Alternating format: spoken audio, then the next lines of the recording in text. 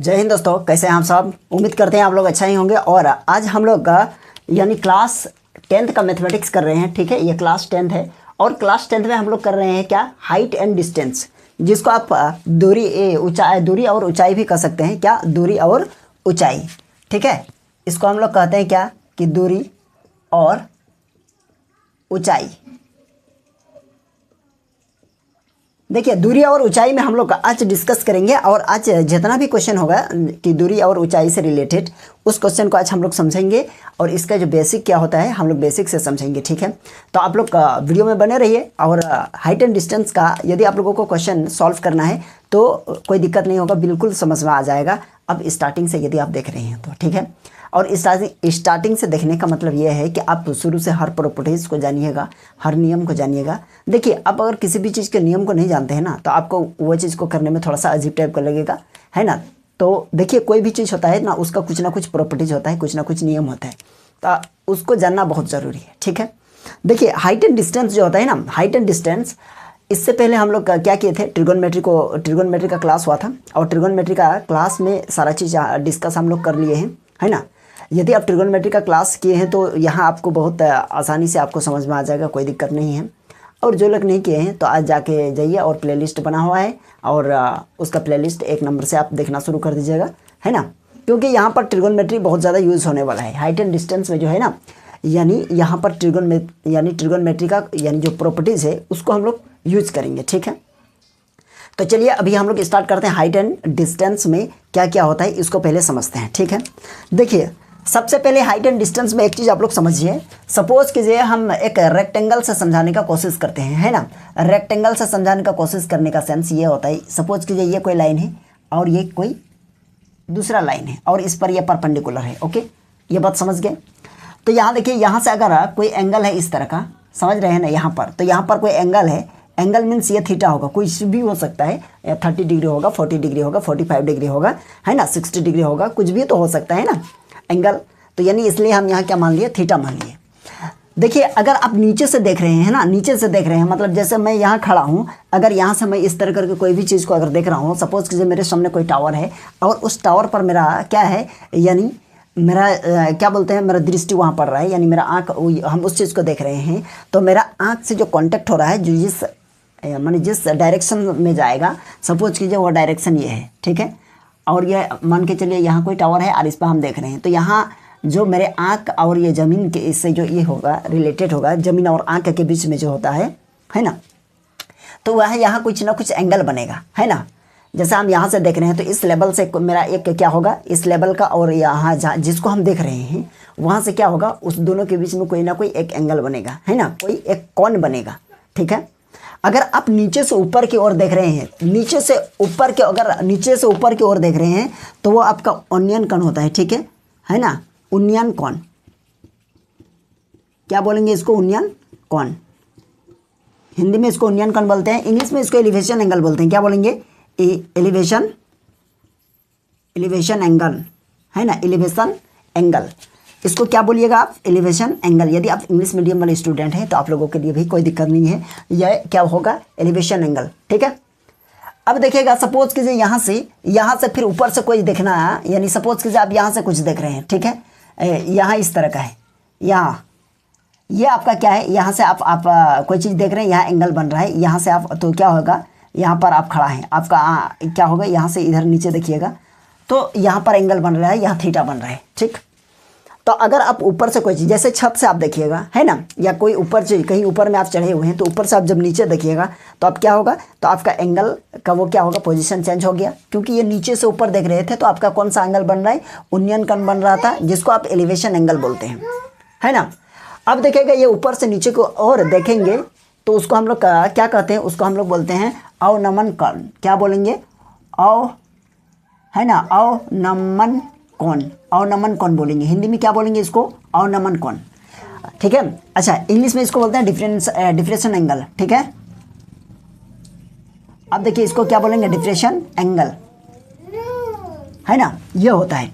तो देखिए इसमें कुछ नहीं होता है, सिर्फ ऊपर से जब नीचे देखिएगा तो ये कंडीशन यानी ये होगा, है ना, और नीचे से जो ऊपर देखेंगे तो क्या होगा, उन्नयन कोण।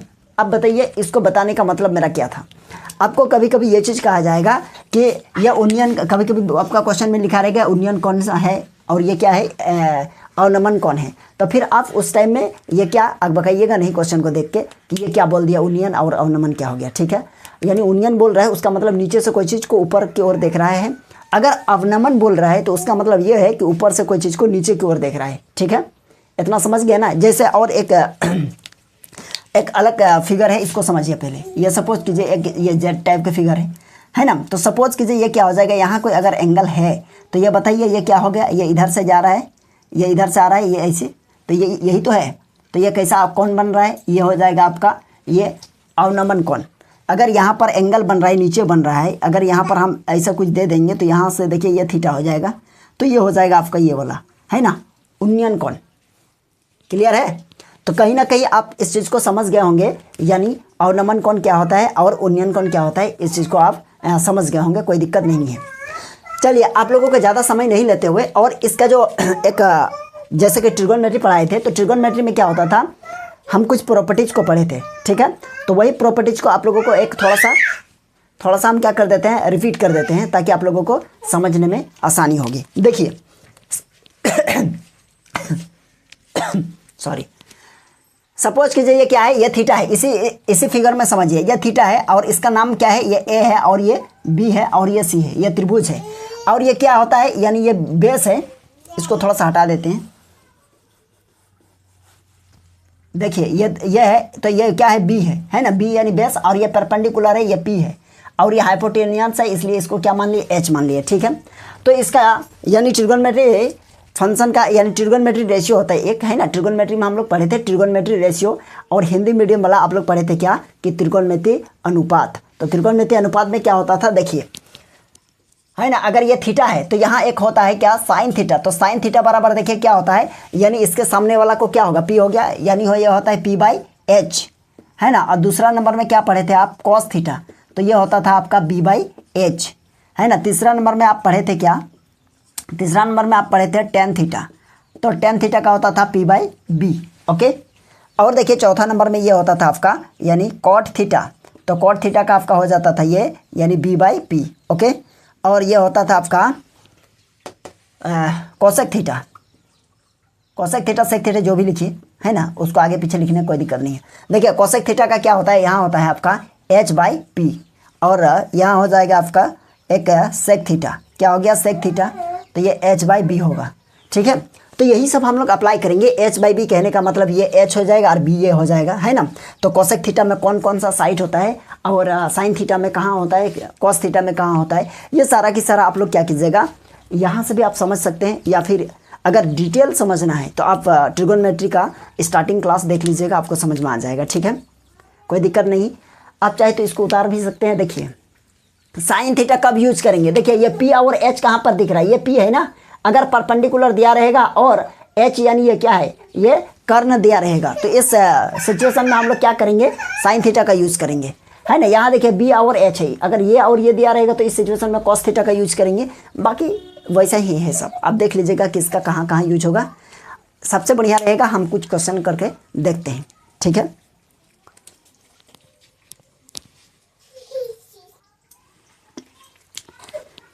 चलिए हम लोग क्वेश्चन को सॉल्व करते हैं, ठीक है।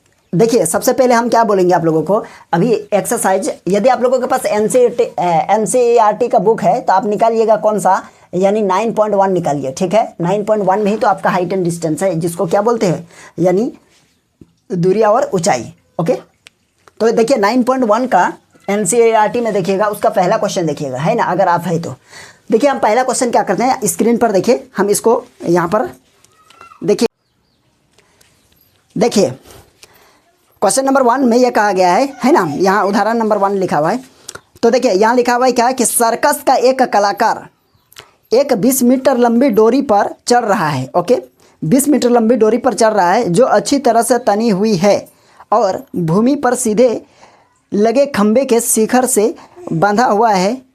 यदि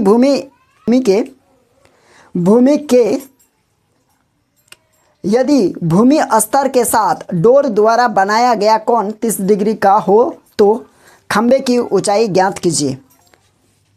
देखिए क्वेश्चन समझ में आ गया। यानी क्वेश्चन क्या बोल रहा है, यदि कोई सर्कस का यानी क्या है, कोई कलाकार है ना, सर्कस कभी देखे होंगे आप लोग, है ना, तो सर्कस का कलाकार है कोई, और क्या कहा गया है, एक कोई इस तरह खंबा है ना, और यानी भूमि से इस तरह कोई बंधा हुआ है, एक रस्सी इस तरह है ना, और रस्सी की लंबाई कितना है बउआ, 20 मीटर, यही ना कर रहा है, रस्सी की लंबाई कितना है, 20 मीटर है, 20 मीटर लंबी डोरी पर चल रहा है, और जो अच्छी तरीके से तनी हुई है, और भूमि पर सीधे लगे खंबे के शिखर से बंधा हुआ है ना, और यदि भूमि के स्तर के साथ डोरी द्वारा बनाया गया कोण 30 डिग्री का हो तो खंबे की ऊंचाई ज्ञात कीजिए। अच्छा, और ये जो भूमि यहाँ पर बंधा हुआ है इसी तरह से कोई डोरी, बात समझिए आप लोग, ये यहाँ पर बंधा हुआ है और ये कितना डिग्री का कोण बना रहा है, और ये 30 डिग्री का कोण बना रहा है, ठीक है। तो कह रहा है क्या, यानी इसकी ऊंचाई ज्ञात कीजिए कि ये जो खंबा है उस खंबे की ऊंचाई ज्ञात करना है, मतलब आपको ये फाइंड करना है। ओके, ये दिया है रस्सी का लंबाई क्या है, इसी में चल रहा है कोई कलाकार, है ना, यहाँ जमीन पर कोई यहाँ कोई चीज़ गाड़ दिया है, खुट्टी उट्टी, है ना, और इस खंबे पे ऊपर में बांध दिया है, और इसी पे कोई कलाकार चल रहा है, जो कि रस्सी का लंबाई आपको दिया है कितना, 20 मीटर है। ओके, तो आपको बताना है कि वो खंबे की ऊंचाई कितनी होगी। तो आप समझिए ये दोनों के बीच में रिलेशन है ना, आपको ये फाइंड करना है और ये गिवन है, तो यही दोनों सोचिए, मतलब P और H।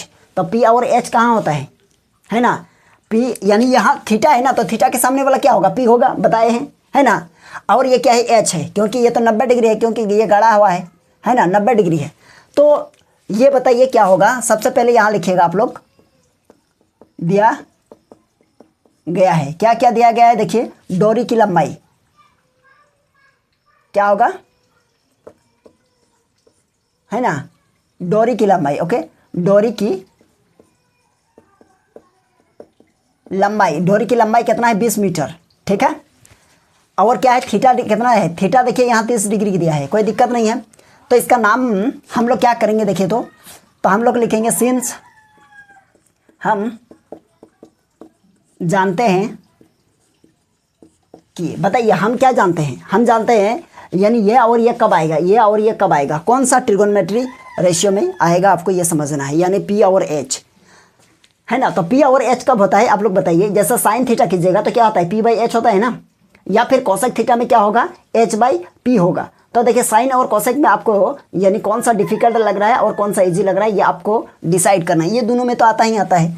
तो हम लोग यहाँ लिखेंगे क्या कि साइन 30 डिग्री, ओके, क्योंकि ये है थीटा की जगह पर, और इक्वल्स टू लिखेंगे क्या, P/H। तो P के सामने वाला कौन है, ये है, तो इसका नाम दे दीजिए, एक A, ये हो जाएगा B, और इसका नाम C दे दीजिए। तो ये हो जाएगा, ये मतलब क्या है, BC, है ना, ये BC हो जाएगा, और नीचे हो जाएगा आपका AC, ये क्या हो जाएगा, AC।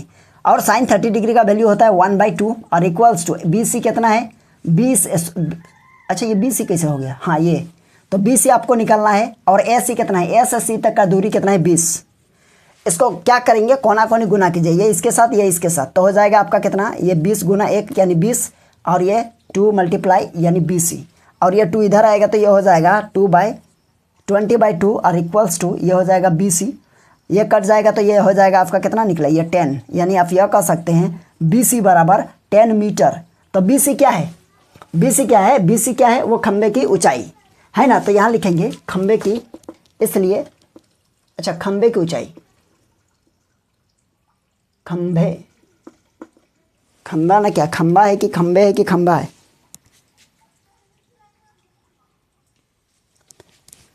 चलिए खंबे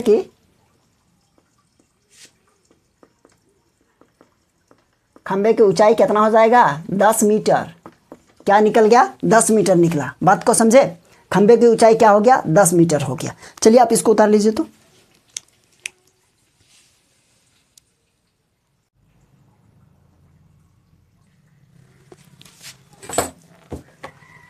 चलिए फिर हम लोग देखेंगे ये दूसरा क्वेश्चन को, देखिए स्क्रीन पर क्वेश्चन को पहले देखिए आप लोग, देखिए क्वेश्चन नंबर 2, यानी यहाँ क्वेश्चन नंबर 2 यानी उदाहरण नंबर 2 लिखा हुआ है। यहाँ क्या है, आंधी आने से एक पेड़ टूट जाता है और टूटा हुआ भाग इस तरह मुड़ जाता है कि पेड़ का शिखर जमीन को छूने लगता है। क्या कर रहा है, जमीन को छूने लगता है, और इसके साथ 30 डिग्री का कोण बनाता है। पेड़ के पात बिंदु की दूरी जहाँ पेड़ का शिखर जमीन को छूता है 8 मीटर है। है ना। तो पेड़ जहाँ, पेड़ का जो शिखर है, कहने का मतलब पेड़ जहाँ से निकला है ना, तो पेड़ तो बीच में टूट गया है और टूट जाने के बाद वो पेड़ इस प्रकार टूटा हुआ है कि वो क्या करता है, ज़मीन को छूने लगता है, ठीक है। लेकिन कितना दूरी पर छूता है, यानी पेड़ से 8 मीटर की दूरी पर वो क्या कर रहा है, ज़मीन को छूने लगता है। बात समझ रहे हैं ना, ठीक। इसका बोल रहा है पेड़ की ऊंचाई ज्ञात कीजिए। चलिए, यह बहुत बेहतरीन क्वेश्चन है और ये क्वेश्चन कई एग्जाम में कई बार आ चुका है ना। तो ये क्वेश्चन आप लोगों के लिए बहुत इंपॉर्टेंट है और ये क्या हो जाएगा, क्वेश्चन नंबर 2 हम लोग सॉल्व कर रहे हैं, ठीक है। क्वेश्चन नंबर 2, देखिए क्वेश्चन नंबर 2 में क्या क्या चीज़ कह रहा है, इसको आप लोग समझिए। एक कोई पेड़ है, सपोज कीजिए, ये हम कहाँ पेड़ बनाए, यही बना लेते हैं, है ना। सपोज कीजिए पेड़ कैसे बनाएं, चलिए ये स्केल का यूज़ कर लेता हूँ मैं, स्केल इतना पतला है ना। चलिए आप लोग समझ गए होंगे।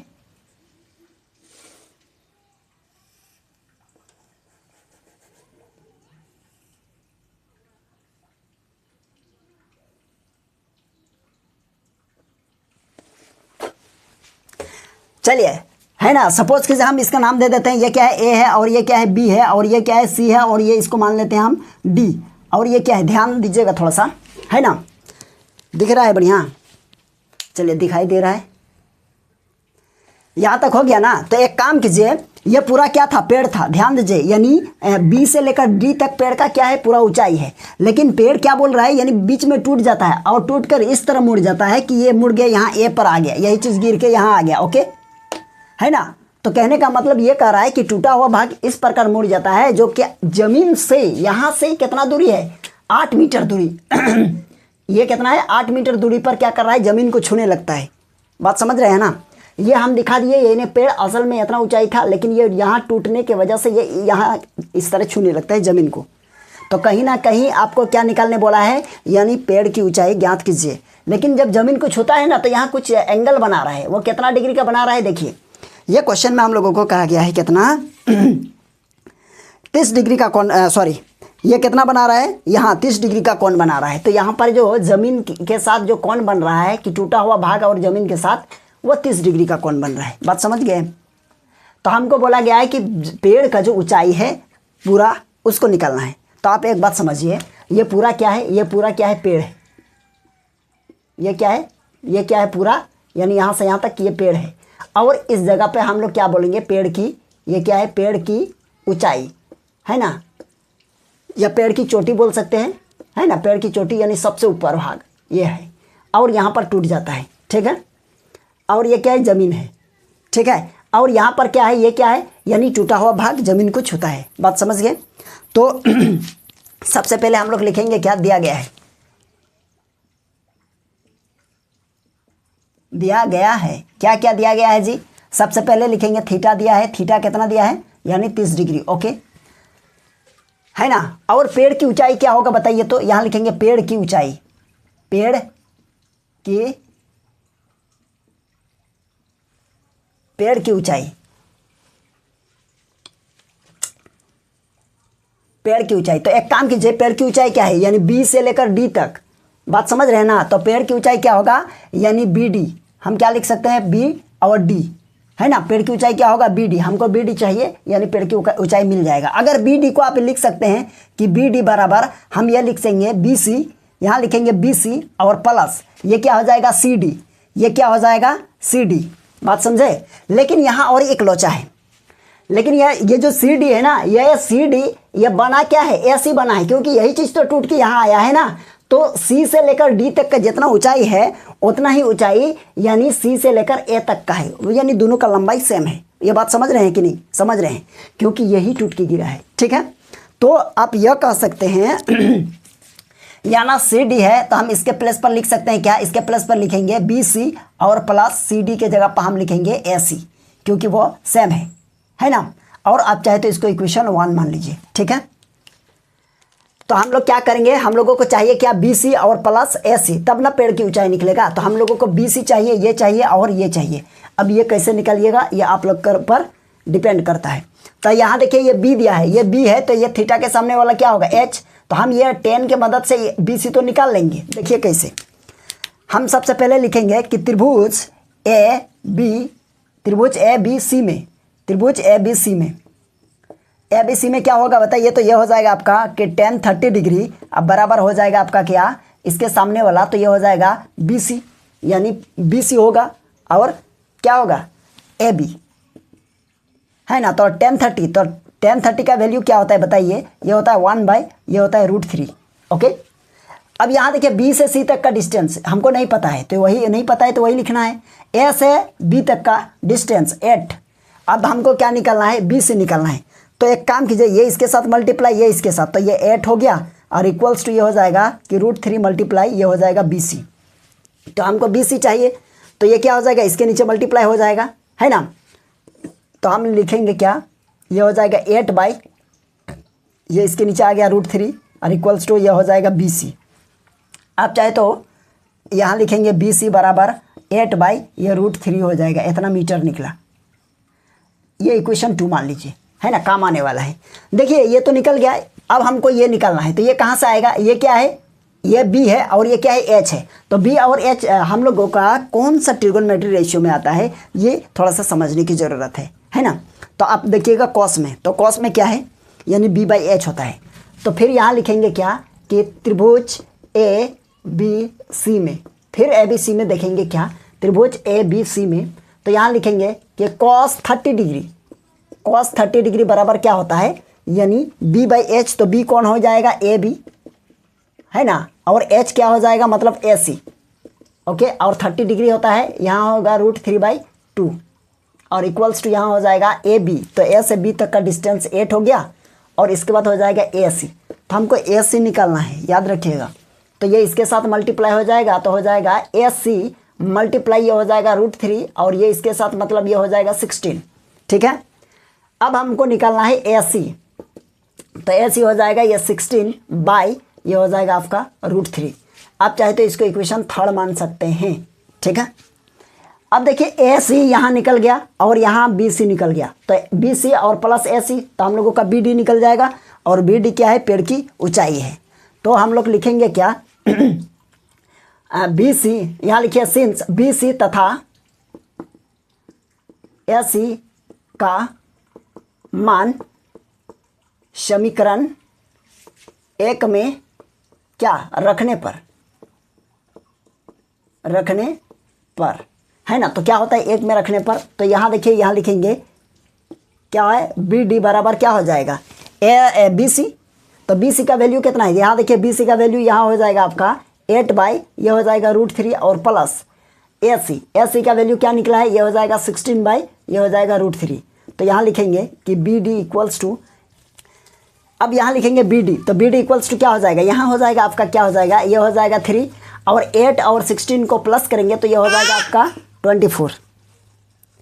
क्या हो जाएगा 24। तो ये देखिए 24 हो गया। अब इसको क्या कीजिएगा, यहाँ देखिए √3 है ना, तो √3 को क्या करेंगे, रेशनलाइज कर देंगे, यानी ऊपर नीचे क्या कर देंगे, मल्टीप्लाई कर देंगे। तो मल्टीप्लाई क्या होगा, यहाँ हो जाएगा आपका ऊपर में √3 और नीचे में भी हो जाएगा आपका √3। ठीक है, तो कहीं ना कहीं आपको क्या मिल रहा है, देखिए बी डी इक्वल्स टू क्या होगा तो ये हो जाएगा, ये तो हो जाएगा 24। चलो ये बड़ी कंजेस्टेड है, यहीं पर लिख देते हैं। यह हो जाएगा आपका 24 और यह हो जाएगा √3 और नीचे हो जाएगा आपका, ओहो, यह √3 हो जाएगा 3, है ना। और 3 ऐड जा कितना हो जाएगा 24, ये मल्टीप्लाई कर दीजिए। तो आपका बी डी क्या निकल गया, बी से बी डी इक्वल्स टू 8 × √3, इतना मीटर निकला, है ना। तो हम लोग क्या लिख सकते हैं, पेड़ की कुल ऊंचाई जो आंधी आने से टूट गई थी वो क्या हो जाएगा, यहाँ लिखिएगा, यानी पेड़, इसलिए पेड़ की कुल ऊंचाई कितना हो जाएगा 8 × ये हो जाएगा √3 मीटर। चलिए समझ गए होंगे, दिखाई दे रहा है ना, देख लेते हैं एक बार। हाँ ये दिखाई दे रहा है, आप इसको उतार लीजिए।